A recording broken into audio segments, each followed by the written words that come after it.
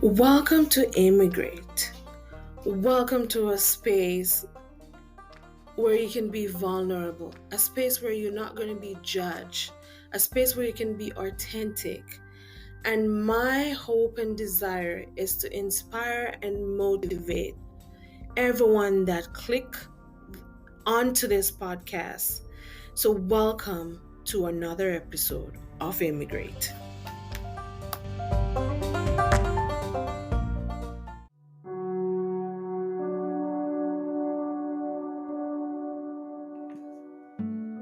Trigger warning alert.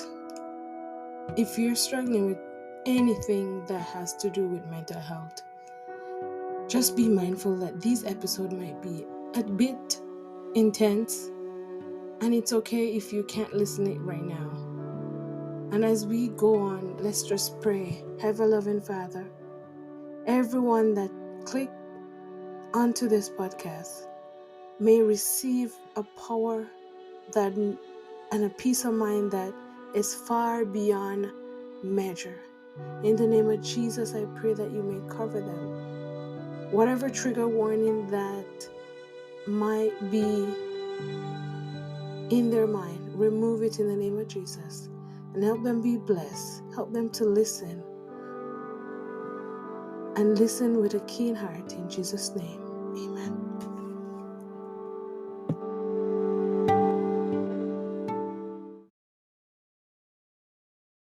Hello everyone, welcome to another episode of Immigrate.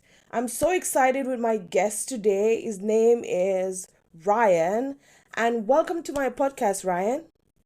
Thank you for having me. Great. So tell my listeners, who is this wonderful person I'm talking to today? Well, my name is Ryan Estrada. I call myself an author, artist, and adventurer because I travel around the world making comics. I've been going for like 22 years now out on the road.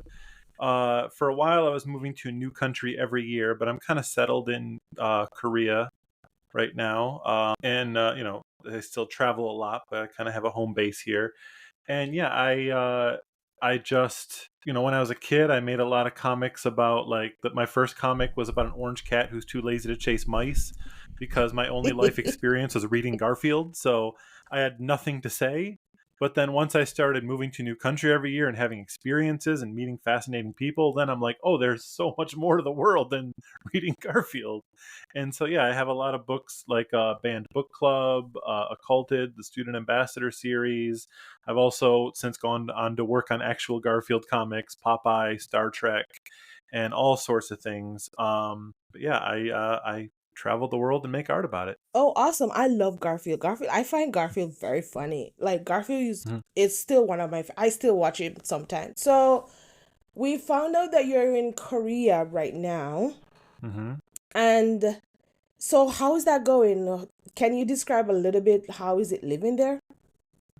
Yeah, I love Korea. Where I am, I'm in Busan, which if you've seen the Black Panther movie, when he's doing all the Yeah. flips on that bridge. That bridge Yeah. is right out my window here. I was actually Stop watching them it. film it. Yeah, Wow. I was there when they were filming it, watching them. Like they they had a stunt guy on top dressed as Black Panther. They drive down the street, then they back up and they do it again. They did that for like 8 hours. So yeah, that's where I am. And yeah, I Oh, love wow. absolutely love leaving Korea. Korea is the first place I went when I started traveling. The background of why I started traveling. This was never a thing I wanted to do. Like I mentioned, I knew as a kid I wanted to be a cartoonist, but I thought I was going to like move to LA and work at Disney and do that whole thing. But I graduated from animation school the year that the entire animation industry got laid off, and like there were literally zero jobs. And I'm like, Yeah. oh no, I spent all my money on this. What am I going to do now? And I was complaining to a friend on instant messenger at like 2 a.m, and she's like, I don't know, but did you hear about this thing in Korea where they need teachers, and if you have a bachelor's degree they'll give you a plane ticket and an apartment, and all you got to do is show up and speak English to kids who already speak it. And I'm like, no, but I'm going to do it. And by 3 a.m I had a job, and then I googled where Korea was, and that was way back in 2002. But yeah, it just was such an amazing welcoming place. Everybody was so kind, and it's just I mean, I love living in Korea. It's weird saying I love the infrastructure, but I Yeah. love the infrastructure of Korea. Like being able to, if there's anywhere in the city I want to go, I can walk out my door and there Yeah. are three forms of transportation that'll get me there for less than $2 in less You're than an kidding. hour. If there's Wow. anywhere I want to go in the country, I can get there in less than 5 hours for like $30. It's just very easy to get around. No matter where you're from, like the subways have like all the signs in like five different languages. They have phone numbers you can call. They have someone translate for you if you need it, for free. And it's just I I love it so much, and I love how I live in this giant city. Like if I look out, like I mentioned, look out one window, I can see where they shot Black Panther. I look out Yeah. another, I see the world's largest department store, and then I look out another, and there's a mountain that I can go walk in. In 45 seconds, I can be in the middle of trees and not even see any of these buildings. So I love how everything's Wow. packed together, and I can experience it all. And that's Wow. why even though like I said, for a long time I was moving to a new country every year. Like Korea is the first place where I can be like, now I went to Korea on and off, but I've kind of been settled here for over 10 years now. Um, I got married. This is where my wife is from, and I haven't gotten sick of it Oh, yet. So, congrats. Oh, that's amazing. Because that would follow up to my next question of why you chose. But yeah, you have explained it so nicely. It's the mhm. infrastructure. You have now have a family. That's amazing. I feel like with most immigrants, they find something that works for them. Where you originated from, why did you think Korea stood out to you so much, other than the building and all of that? Mhm. Was it Well, because of the oh, sorry. opportunities? Yeah, well, I'm from Michigan in the U.S. That's where I grew Okay. up, and like I said, in Korea, it just ended up being just because I was desperate for what to do with my future, and I heard Yeah. about this opportunity. But once I got there, I kind of fell in love with it, and like through that 10 years that I was moving to a new country every year, like I lived in India, I lived in South America, I lived in Thailand doing volunteer work, and I loved every place that I went. But I would kind of need to balance it, where it's like uh, I went to Costa Rica for. I was intending to live there for a year. I'm. I moved basically in the middle of the jungle. The place I lived in was so remote that it it was a 12-hour trip to go buy milk. Literally, like the bus left at 6 a.m., came back at 6 p.m., which was sunrise and sunset. So I literally just the entire day was gone. And I was so remote that I actually had to go buy milk in Panama, in a whole other country, and it was amazing. Like I had crocodiles in my yard, like I had monkeys breaking into my kitchen. I lived on the ocean. I could walk out, have my own private ocean. But Yeah. after 6 months, I'm like, I need civilization. And then Right, I'd go right, travel somewhere else, and I have places, amazing cities that I lived in, and I right. love those. But then I'd be like, I need some nature. But Yeah, Korea, I love the balance of everything is here, and you don't have to travel a long way to get to nature. Like I said, I walk across my street, and I can climb a right, mountain, and you go around the mountain. There's a giant Buddha. There's just like there's like exercise parks in the middle of the mountain that you can go, like instead of joining a gym, go walk up the mountain and exercise with a view of the ocean. So yeah, that's right. kind of what I love about Korea, is the balance of everything I want out of a place to Everything. That sounds very balanced because then you have the gym, you have somewhere to worship, you have just a little bit of everything. And sometimes when we move to a country, we need to make it feel like at least homey in some sense. So live. then share a time when you felt like you had a mental breakdown and how you overcame it or coped through the Well, situation while living in Korea or yeah, I'll tell you traveling. about the time. Yeah, there is a very specific experience that kind of made me who I am. And that was the first time I came to Korea. Uh, I was teaching English at a private academy, and there was a thing. It's not so much now, but there was a thing called the visa run, where they would fly you out immediately because they needed someone to start. But then you'd start working before you had your work visa, and then they'd send you. You couldn't get your work visa within the country, so they'd send you for a 24-hour trip to Japan to go to the consulate, get your visa. And so they sent me on that, and they decided, and again, I just graduated college. I am dead broke. I've never planned on traveling the world. And now I'm thrown into the deep end of like, now I live in Korea now. How did that happen? And now Right. I'm off to Japan. And my school decided they didn't want me to miss class. So they sent me on a Korean holiday because we didn't have work that day. It didn't occur to them that the Korean consulate is closed on Korean holidays. So I get there and I find out, oh, it's not open. I can't get my visa, so I gotta like cancel my ticket and wait again. And then again, I only had enough money for the day I was supposed to be there because I haven't been paid yet.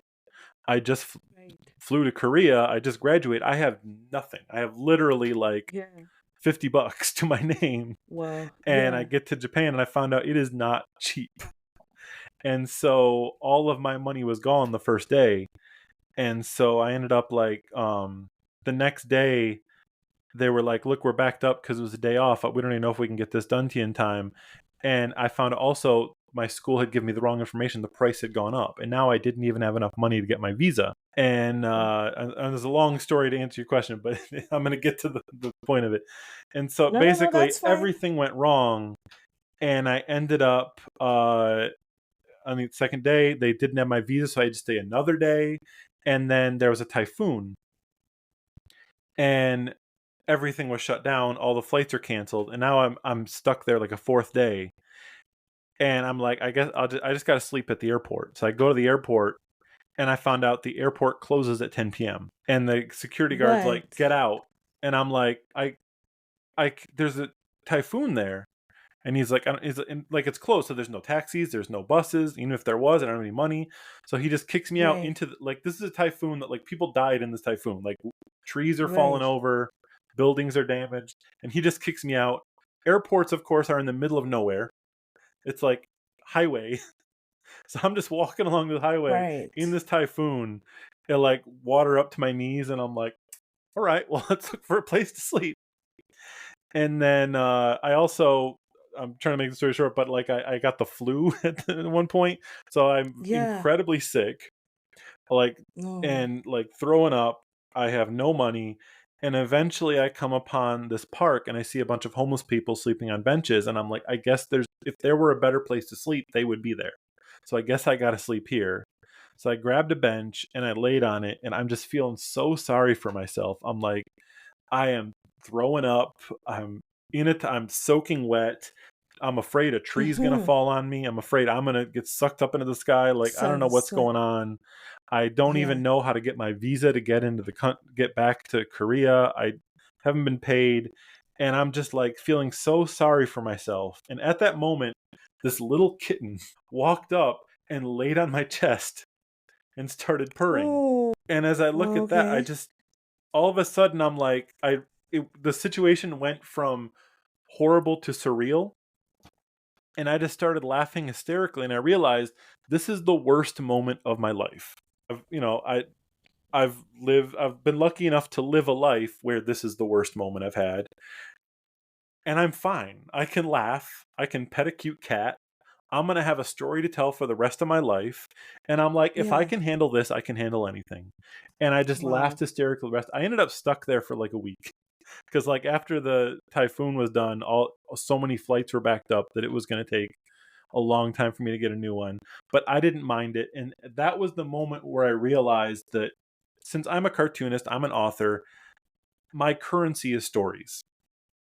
And Right. so if I think of every experience as an opportunity for stories, then Mm-hmm. nothing can go wrong. If I have a great chip, great. Sometimes if everything Right. goes right, I find it a little boring, but great. But if Yeah. everything goes horribly wrong, I am going to tell Yeah. that story on podcasts. I'm going to make a comic about it. If I Yeah. either make a nonfiction story or I work it into fiction. And so it's just this approach that I've taken to life of enjoying stories that not that I go out looking for bad things to happen to me, but when they do, they never bother me. So even though that moment I was so stressed, after that, I have never felt stressed again. I Oh never freak wow. out. No matter what goes wrong, I'm just like, how am I going to write this? Is it going to be a comic? Is it going to be a a moth story. It's gonna be a podcast anecdote, and I approach it like I'm writing a story. And sometimes I forget that I'm like writing what a main character would do. I'm like, oh wait, it's me. I could die. I could, and that's why I've gone on like since then. Like I've been thrown out of a moving train when I was in India. I almost got eaten by lions. You've been By thrown when out I of a got moving lost. train? I got lost in the Masai Mara. I so many while I got stuck in a coca war when I was in Peru. I have been in so many situations where if I hadn't had that moment in Japan and I hadn't gotten that way of thinking, I would have just fallen down in the fetal position and cried. But I'm just like, oh, this is fun. I'm enjoying myself. Right.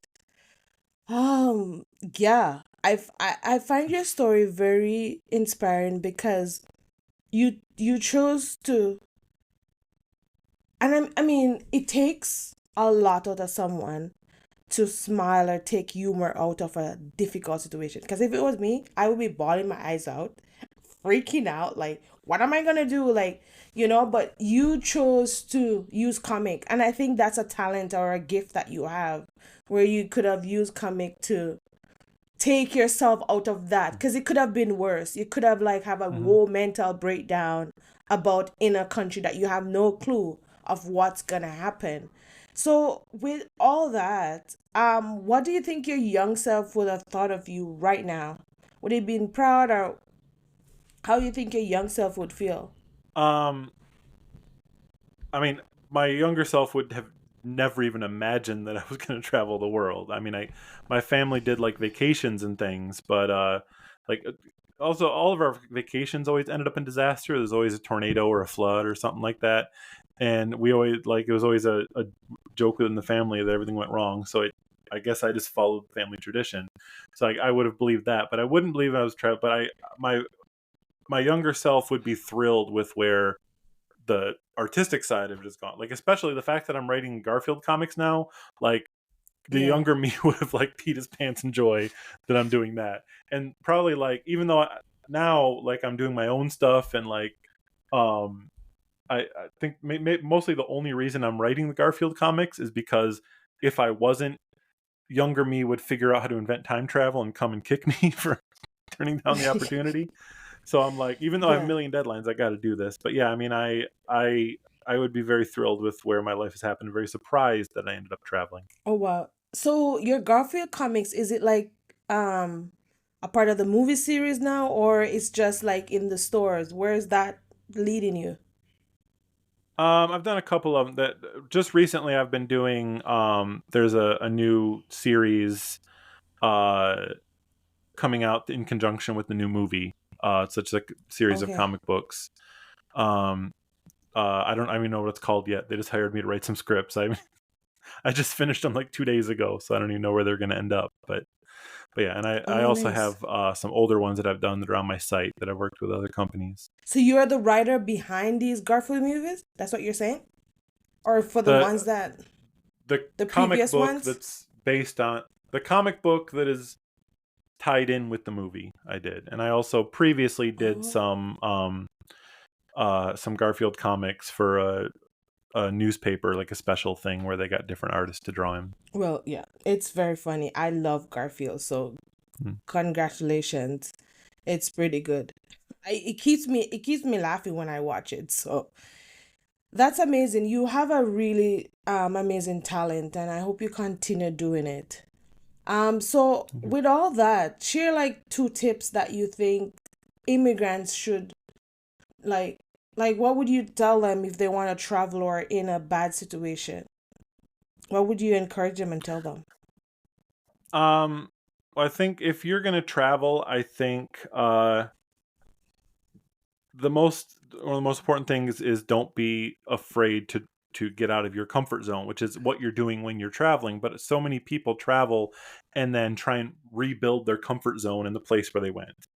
Um, I I know people who've traveled to Korea and then they stayed in an American chain hotel. They ate at the McDonald's across the street and they watched CNN in their hotel room and then left and were like, Korea wasn't that great. And I'm like, you didn't see it.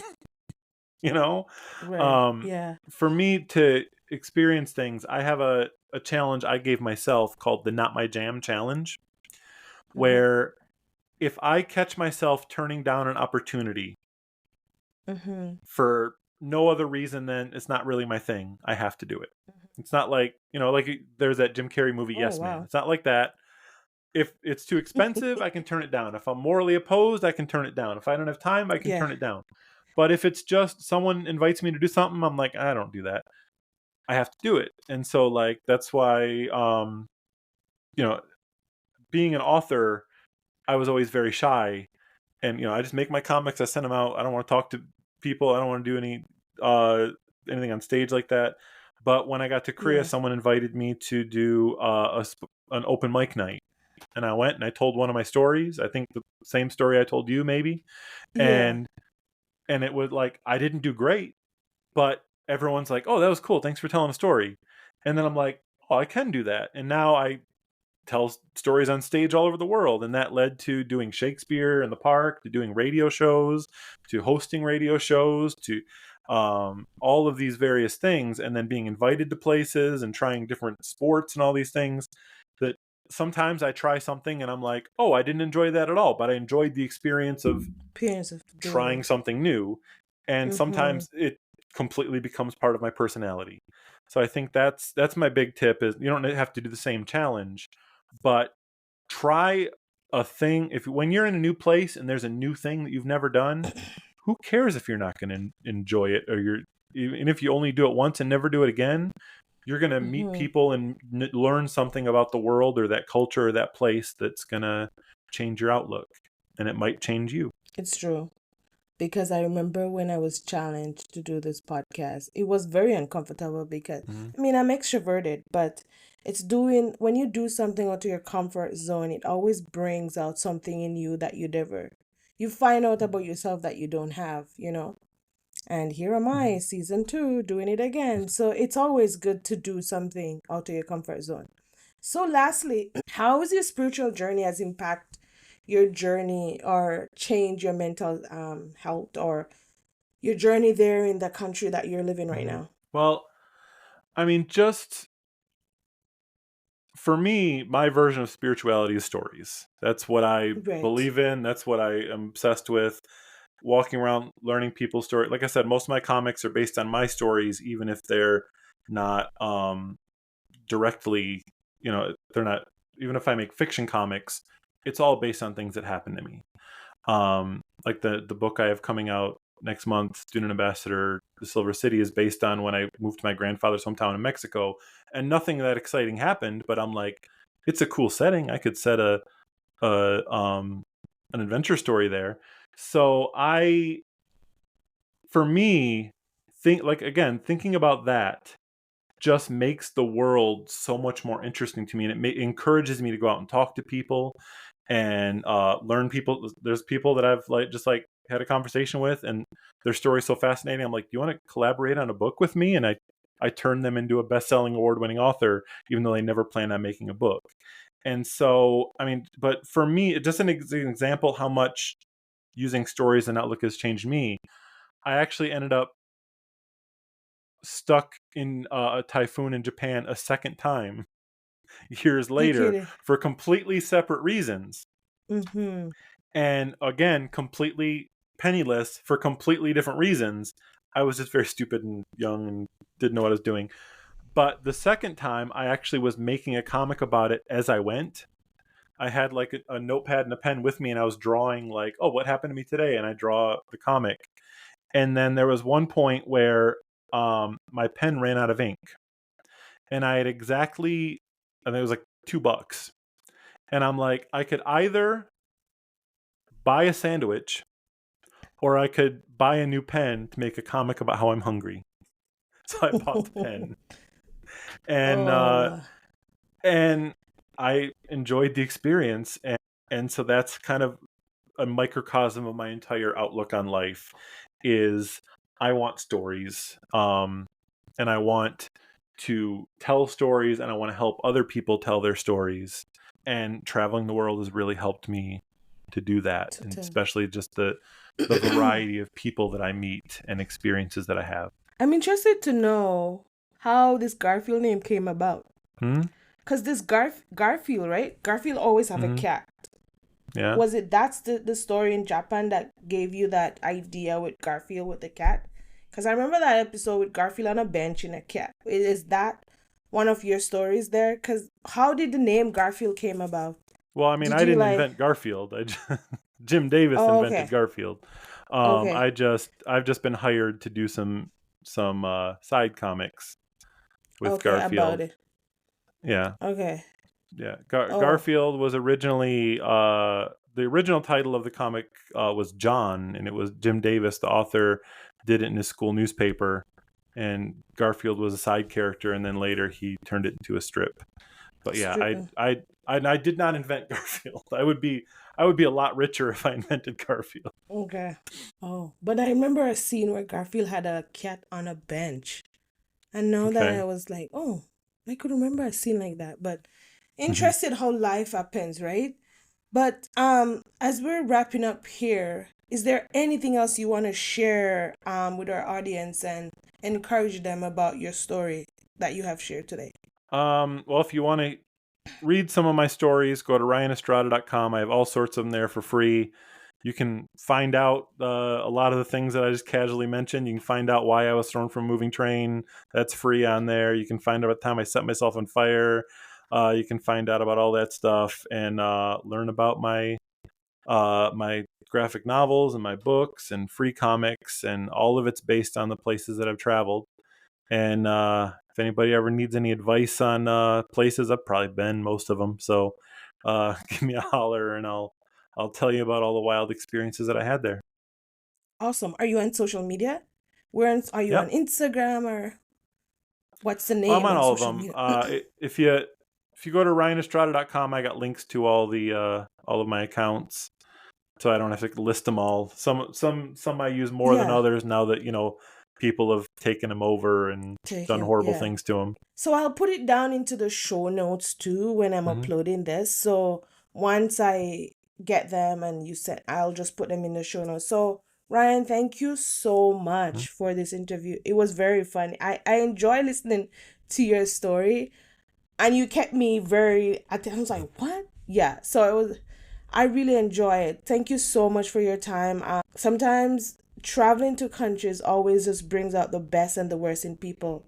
And for you, all I'm hearing is the great. It has make you become very successful. You have a very wonderful family. You seem like you're settled in Korea. You don't seem like you're going anywhere else. So, just out of curiosity, are you planning to move anywhere else in the next like a year or so Well, with I your mean, family? I travel a lot. Like I when I do book tours, I'm usually heading back to the U.S. for a few months, and I got Okay. book tours coming up in Japan and stuff like that. But my wife is kind of settled here. I've been trying to convince her to maybe start traveling the world again, but she's not too sure about it. So we'll see. Okay. Thank you so much, Ryan.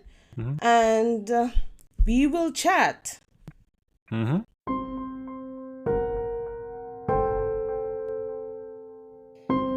Thank you, everyone, for listening to that wonderful interview. It was such a delight. If you want to hear more inspiring episodes like these, please to follow us on our Instagram at immigrate. We'll be uploading all the videos, all the short clips of it, and you can find me in my email at